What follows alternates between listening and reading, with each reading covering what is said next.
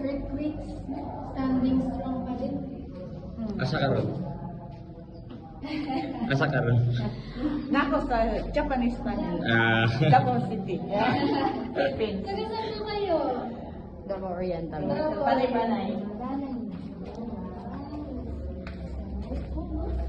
So yung takeaway natin dito, buti hindi tayo nagpuwi ng World War II. Meeting. Hindi yung lesson, no? Kita.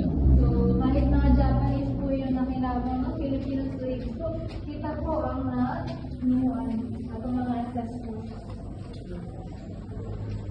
Medyo sad yung history ko na, but it shows the creativity of Filipinos back then. Kahit force sila na doon. Careful tayo sa bird books mga servants, sa kilid lang po tayo. So thank you so much po for visiting Japanese Tanay.